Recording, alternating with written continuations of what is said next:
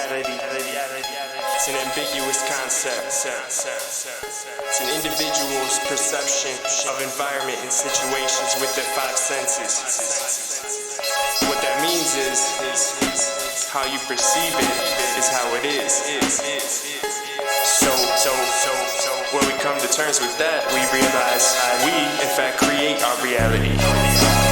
We create our own reality. We decide who we are and what we're gonna be. What is up, everybody? Welcome back to another episode of the Leveled Up Podcast with me, Mike Adler. Glad to have you back. Hope everyone had a good weekend. It's going to be a good week. Tell yourself that. Because if you don't, you'll just be walking around aimlessly.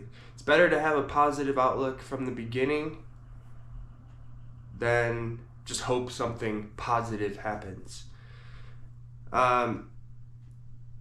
Today, I want to talk about the mind, our mindset.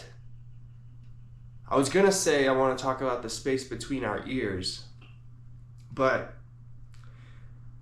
then I was thinking, how do we, there's been discussions about this. Do we know, why do we think the mind is, we associate the mind with the brain? When is our mind not our, part of our soul? Is our soul in our brain? Like, we know that thoughts happen from the brain, but why do we associate it with being in our head? Is it because our eyes? Because we see from up here too? So it just seems like everything's happening up here.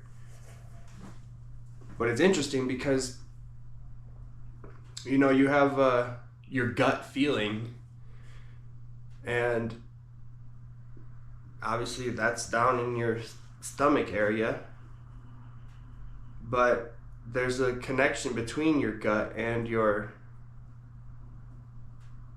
mind or your brain, one of the two. But regardless, just something to think about. I want to talk about mindset, and I know, if you are someone who listens to personal development podcasts, people in the personal development space, mindset is something that word is thrown around a lot. One of the four main pillars of my coaching is mindset. Because it's absolutely critical. Some will argue it's everything. And so that's why I think it's worth talking about. I haven't really done an episode specifically on mindset, so I just want to get into it a little bit. I'm still, figuring out what lengths of episodes are working best, and so this podcast is an evolutionary process. So mindset.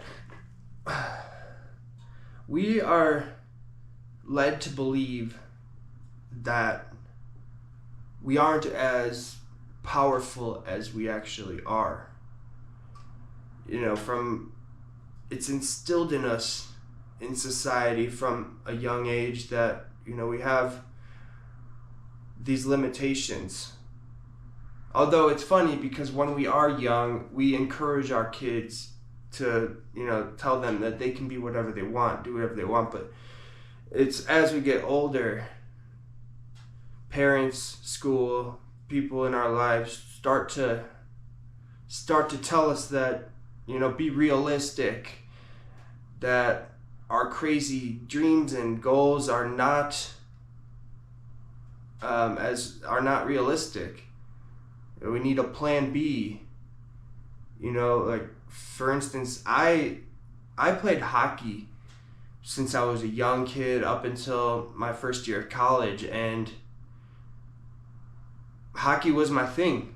I was very good at it, and when I don't know if you know, but you know, when you're in high school or nearing the end of high school, I'm not sure if it's like this in every sport, but with hockey, it's like you have to decide if you're going to go to college or if you're going to play juniors.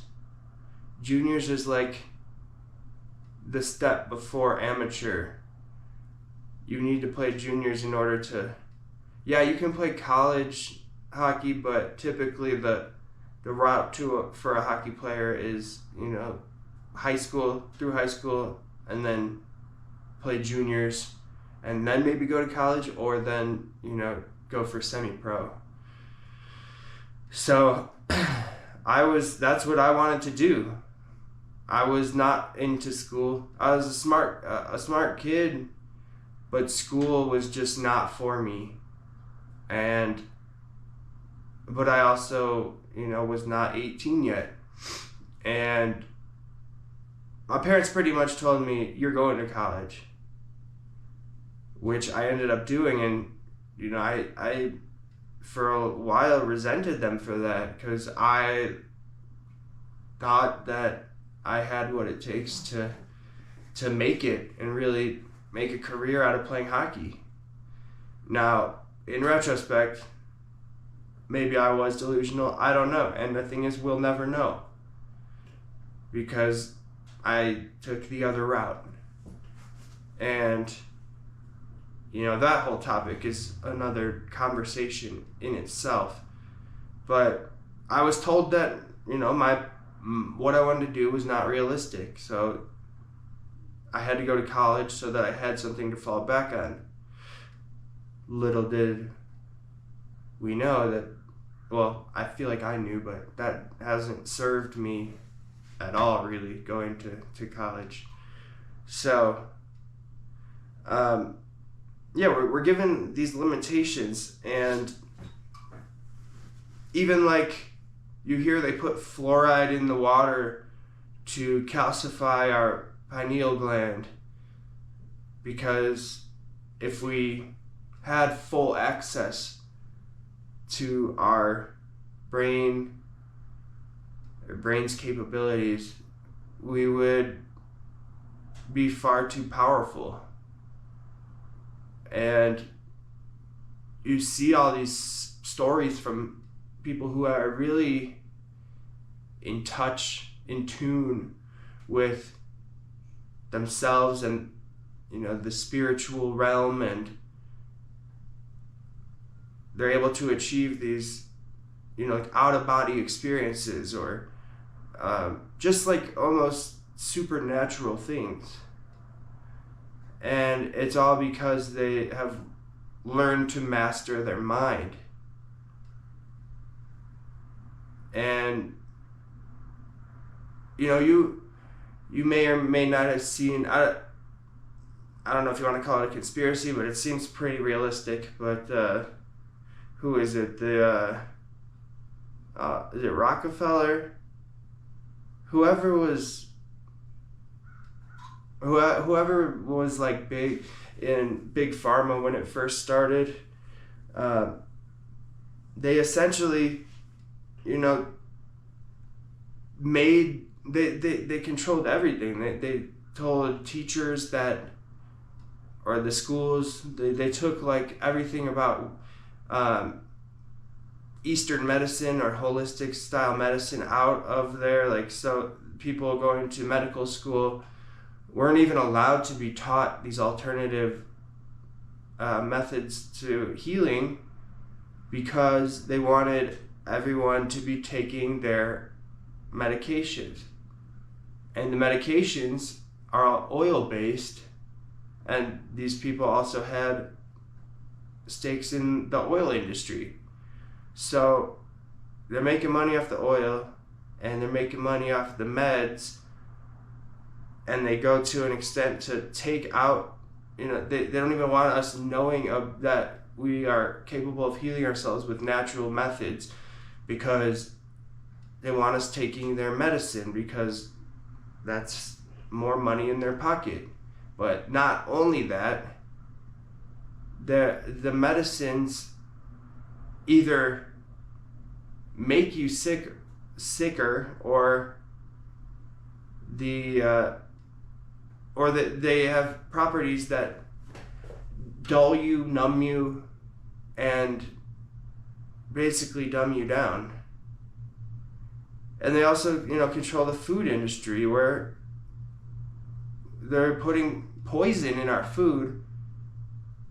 So we're getting poisoned so that we need medication. So we're taking the meds, which are also just keeping us dumb and numb. And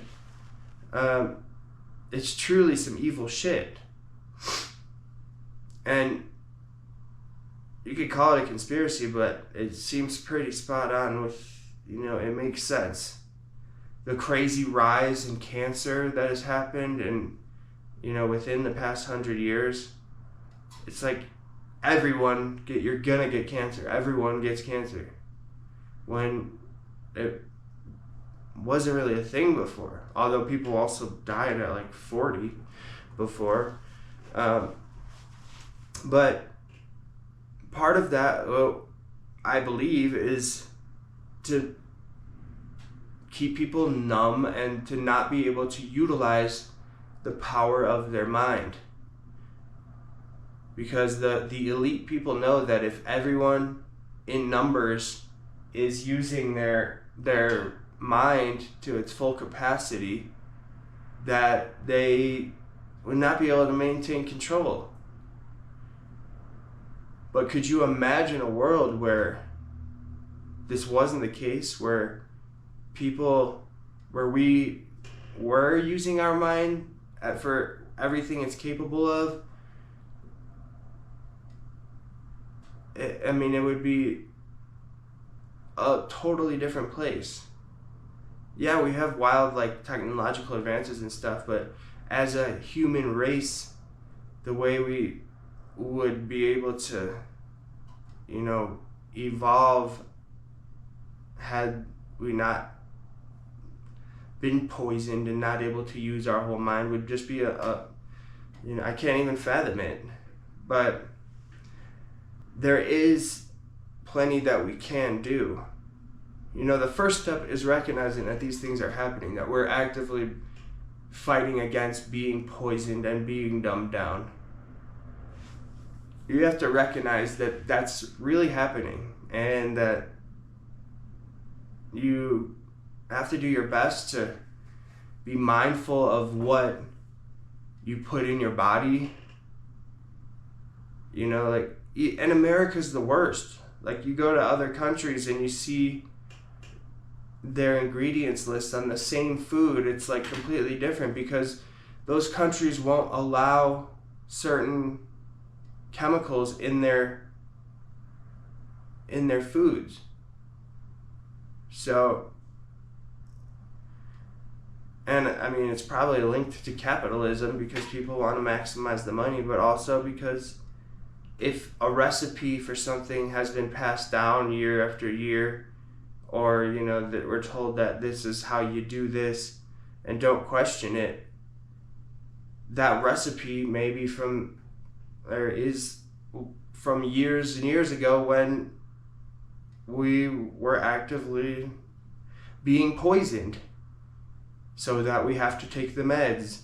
And so I'm sure there is some cases where people just don't know better, but there's also, I'm sure that most are just yeah, we know this is killing people or hurting them, but we need to get that money. So the first step is becoming aware that what's happening, that you're under attack. So you need to protect yourself at all costs and try and not buy into their shit. But I'm well aware of the fact that a lot of it is unavoidable, if there's poison in the water, I mean, if there's fluoride in the water and you have to take a shower, that it's getting in through your skin, like, it's inevitable that you're going to come in contact with these things. But when you know it's out there, I feel like it just, you can be a little more weary of certain things. Like, maybe don't get the brand new vaccine that just rolled out for the brand new virus that just rolled out. So things like that you think would be common sense, but obviously they're not, because you saw what happened. So protect it, but also we need to practice. The mind is just like a muscle. Like, we need to work it out. We need to practice things. And I in no way claim to be a master, even though I do coach on mindset. That's because I've been able to shift my mindset from one that was not so good to one that has been serving me much better. And I'm also, just like, I study people. All I do is listen to podcasts of, successful people, and part of that is, they, like I said, they talk about mindset a lot. So I learn a lot, constantly learning about the topic. So we need to practice, just like I try to or do every day, which means if you have a negative mindset, we need to consciously work on making it positive. And part of that is, like, for instance, you recognize your self-talk. Pay attention to the way that you speak to yourself. And when you catch yourself talking down on yourself, saying negative things about yourself, then correct it right then and there. Switch it to a positive way of saying it, rather than "you're such an idiot." Flip it to, like, "Hey, you may not understand this yet, but we're gonna get it. We're gonna get there." Just putting a positive spin on it, because the other thing is recognizing that your subconscious is always recording in the background, and your subconscious is the majority of your mind. So when you are talking down on yourself, your subconscious starts to take that seriously. It doesn't know. It just hears, "You're an idiot, you're stupid, dumbass." You saying these things about yourself to the point where you believe it, because that's what your subconscious hears constantly. So it becomes your reality. I've had friends that talk like that to themselves, and I stop them. I correct them and say, stop saying that about yourself.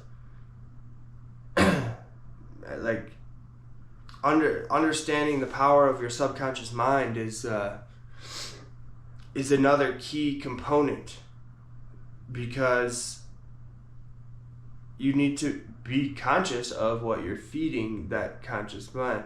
So things like I just said, correcting your self-talk, but also that's why affirmations and things like that work, because you are telling your subconscious these positive things, and like I said, it doesn't know how to determine if it's true or not. It just, what it hears is what it starts to believe and feed into your conscious mind. So, like, this is how manifestation works is you tell yourself that these things already happened. Speak in the present tense, like, I have accomplished this thing. And you do it over and over. And not only that, you feel how it's going to feel when you have accomplished that. So when you couple the words with the emotion, your subconscious mind believes that it's a real thing, and ultimately starts looking for proof. So when the subconscious mind believes that something is real, it starts to seek out proof to prove itself right. And that's when you start attracting things that are ultimately what you've been trying to bring into your life through the manifestation process.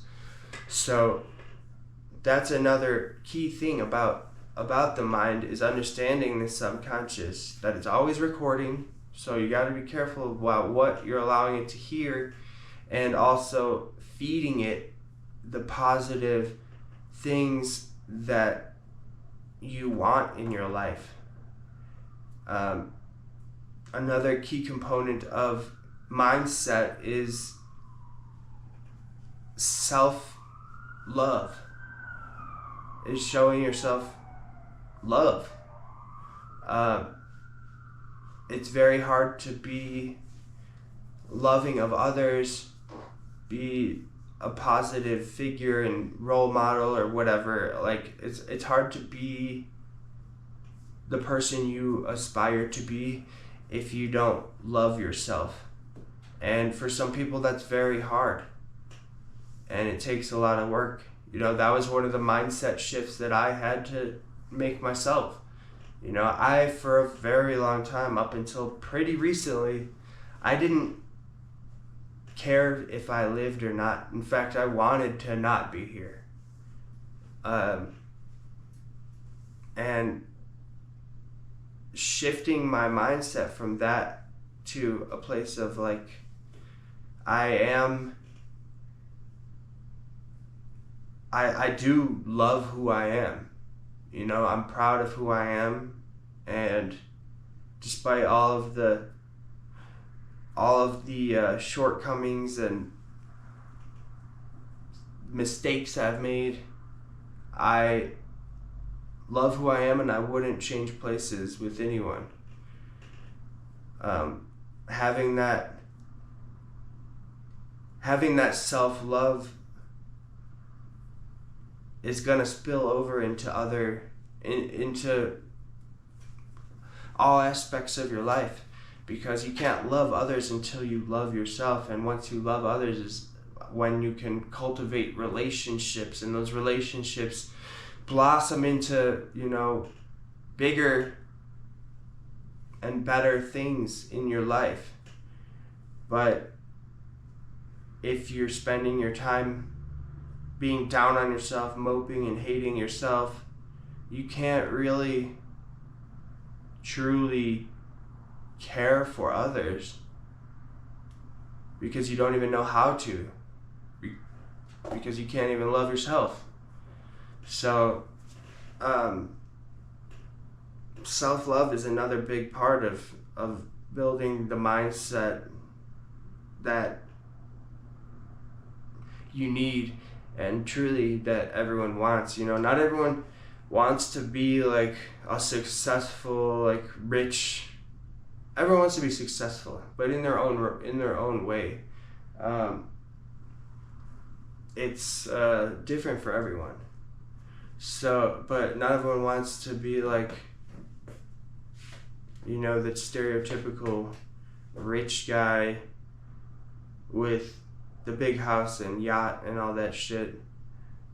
But in order to have whatever level of success, you know, success is happiness, truly. And can you really be happy if you don't love yourself? Doesn't really seem possible. You know, really think about that. But another part of the mindset is recognizing that your thoughts lie to you. It's almost like there's two layers to your conscious mind. There's the true you, and then this other, like, I don't know how to put it, like a clone of you, like fake you, that will feed these thoughts to you, but because they're coming from seemingly the same place as your true self thoughts, you believe them. But they're just thoughts. And this is one that I am working on right now personally, because it is very hard to decipher if it's actually you talking or if it's this fake you talking. And listening to those fake thoughts, I'll call them fake, listening to those can be very detrimental, because oftentimes it's those thoughts, that those fake thoughts that tell you, you know, when your true self tells you, hey, you know, tomorrow morning we're waking up early, we're going to the gym, I want to get a good workout in before the sun comes up.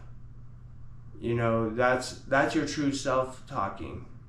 But then you wake up, and when you wake up, you know, you're obviously groggy, you're tired, you're sore, and your thoughts tell you, hey, maybe it's not a good idea to go to the gym, maybe you should just go back to bed and rest for a bit. You're sore, you know, we're tired, it's not going to be a good workout. You have these thoughts being told to you, and they seem so real. They are real, I guess, but it's not your true self. It's a bitch voice speaking this fake for your fake self. And so in cases like that, it can be very detrimental, because you may believe it and not do what you said you wanted to do. And so we have to be very careful and just be aware that this is happening, but be careful not to believe everything that your own mind is telling you. And it's a very weird thing, because it is our own mind telling us these things, but it's like this second fake version of us that goes against what our true self wants, which is what makes it so difficult. Really, this is like the thing that you have to overcome to really achieve great things, because that fake version of you will tell you things that will stop you from going after what you want to do. And the truth is, if you truly believe in yourself and tell yourself that you want to do this thing, there's nothing that'll stop you. If you're determined and you're able to block out those thoughts telling you to stop, telling you not to do it, then you can literally achieve anything. You know, this is why all the great people who have achieved great things tell you that mindset is everything. So be conscious of these things. These are, like I said, the first step is being aware of these things, and then work on them. And it's a never-ending practice. But another thing is meditation, like learning to quiet the mind, because that's ultimately how you gain control over your mind and get good at learning what these thoughts that just float into your head, like that they're just thoughts and that you are in control. And personally, I need to get back to meditating. I've been slacking in that department, but that is something that will allow you to control your mind better. And that's really, I made a story post this morning on Instagram, like that basically, like, we have an ongoing battle in our head with our mind, our thoughts at all times, and learning how to live in harmony with that is how you unlock accomplishing what you want to accomplish. So, be aware of all of these things that I mentioned. Practice strengthening your mind and your ability to control your mind. There's everything stems from your ability. Like, until you believe that you truly deserve something and that you're going to have it, and you believe it, you truly believe it, until then, like, things won't happen because you have these mental blocks.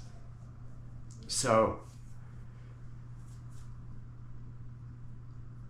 just realize that you're capable of so much more than you have been led to believe, and that learning to control your mind, your mindset, is what unlocks that power. So I think that's all we're going to talk about today as far as mindset goes. It went pretty fast, but there's a lot in there, a lot to process. Listen to this again and really think about these things. Spend time thinking too. We need to spend time thinking. Oftentimes we spend our free time just filling the time with scrolling and, just constantly having things berating us from all directions, entertainment and things of that nature. Setting time aside to think is how you're going to be able to learn your mind better and ultimately learn to control it.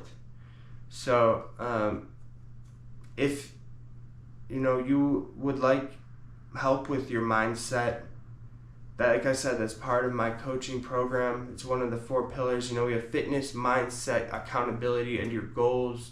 They're all tied together, but mindset is where a lot of people struggle. And oftentimes having an outside perspective, someone who has the same goal as you in mind, can really help you unlock and overcome those roadblocks, those things that are stopping you from elevating. So if you're interested in coaching, you can email me at therealmikeadler@gmail.com. You can also DM me on Instagram at therealmikeadler. And then the other thing too, as far as since I have you here, my online course, the Get Fit Blueprint, is available now. It's 20 videos and includes a 3-month workout plan for building a base, and then also includes access to a private group where you can meet other people doing going through the course as well. So you can make some friends, also just speak to other people who are going through the same thing. But this is also where you can ask me questions as you go through the program. Questions are going to arise, so you can ask me questions there, as well as it's just going to help keep you accountable. One of the hardest things is being accountable to yourself. So having an outside source of something to be accountable to and keep you on track is going to greatly increase your chances or your odds of successfully completing everything and getting to where you're trying to go. So I will put in the show notes the links to sign up for coaching, as well as for the Get Fit Blueprint. So until next time, make sure you're staying aware of what's really going on and practicing gaining control of your mind and being able to decipher what those fake thoughts are and what the real you is saying, and learn to, listen to the real you. So thanks for joining me, and I will see you next week. Peace. Create our own reality. We decide who